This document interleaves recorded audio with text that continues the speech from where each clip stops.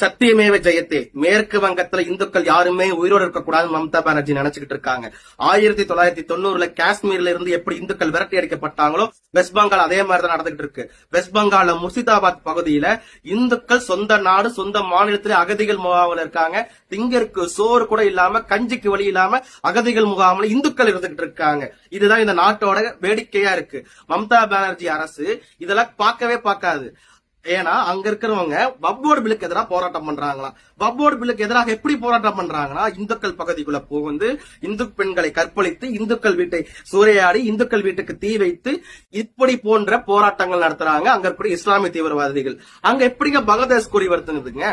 வக்ஃப் bill எதிராக நீங்க போராட்டம் பண்றீங்கன்னா பங்களாதேஷ் கொடி உங்களுக்கு எதுக்கு உங்களுக்கு கேள்வி கேட்டா நீ சிறுபான்மையினருக்கு எதிரானவன் நம்மளுக்கு முத்திர குத்துறாங்க. சரி, சிறுபான்மையினருக்கு எதிரானவனா இருந்துட்டு போறேன், ஏன் இந்துக்களை வஞ்சிக்கிறீங்க? இந்துக்கள் எப்படிங்க ரெஃப்யூஜிஸ் ஆனாங்க?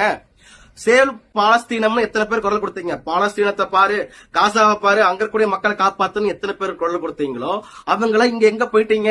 பிரியங்கா காந்தி எங்க? கனிமொழி எங்க? உங்களுக்கு எல்லாம் மணிப்பூர் தெரியுது, ஏன் வெஸ்ட் பெங்கால் தெரியல? ஏன்னா மணிப்பூர் பிரச்சனை வேற. ஆனா மேற்கு வங்கத்தில் கூடிய இந்துக்கள் கொல்லப்பட்டுக்கிட்டு இருக்காங்க. 2021 இருந்து 2021 நந்திகிராமில் இருக்கக்கூடிய பெண்கள் கற்பழிக்கப்பட்டார்களா இல்லையா? திரிணாமுல் காங்கிரஸ் கட்சியினர். இதெல்லாம் நான் எங்க போய் சொல்றது? இந்துக்களுக்கு பாதுகாப்பே இல்ல மேற்கு வங்கத்தில்.